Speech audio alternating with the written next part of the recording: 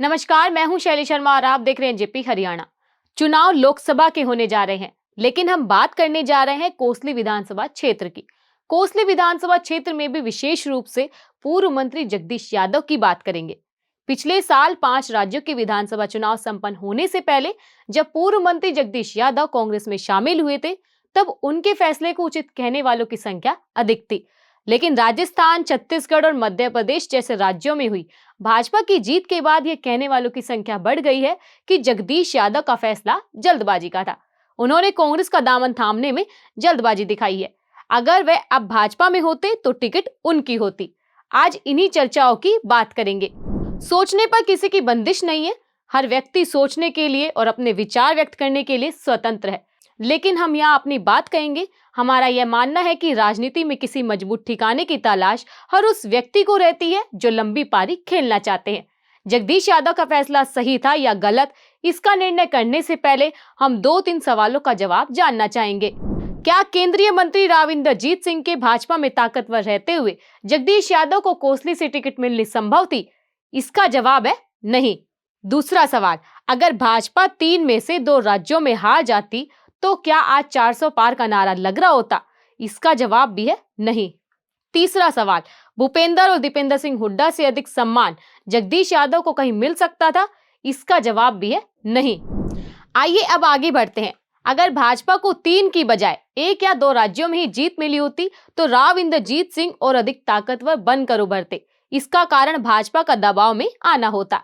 जब ताकतवर दिख रही भाजपा में राव इंद्रजीत सिंह को भाजपा के बड़े नेताओं से मित्र जैसा भाव मिल रहा है, तब कमजोर भाजपा कितना भाव देती है, इसका अनुमान सहज ही लगाया जा सकता है। इसलिए हमारा यह मानना है कि जगदीश का फैसला अपनी जगह सही था।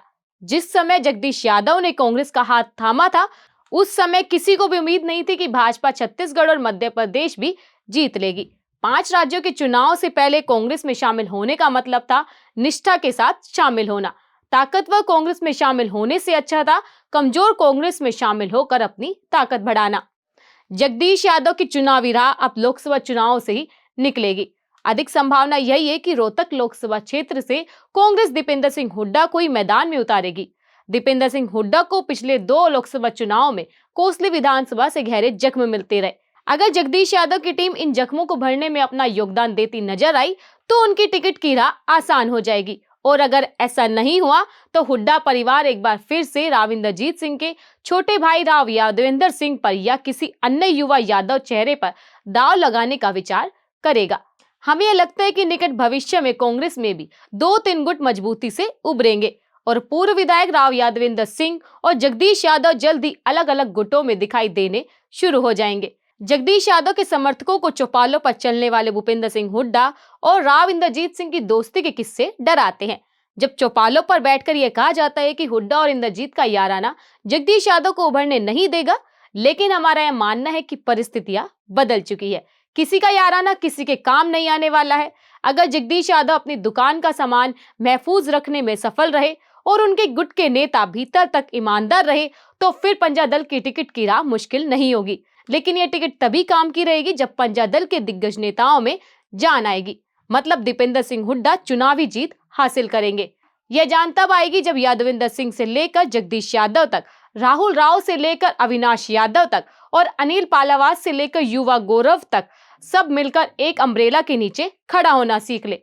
अगर ऐसा नहीं हुआ तो सभी मिलकर न चाहते हुए भी अप्रत्यक्ष रूप से भाजपा की ही मदद करेंगे। इसकी पहल जगदीश यादव को ही करनी होगी। जगदीश और कोसली के लिए आज के लिए इतना ही। लोकसभा के खिलाड़ियों के मैदान में आने के बाद फिर मिलेंगे। इसी के साथ हमारे चैनल को सब्सक्राइब करें, वीडियो को लाइक करें, शेयर करें, कमेंट करें। धन्यवाद।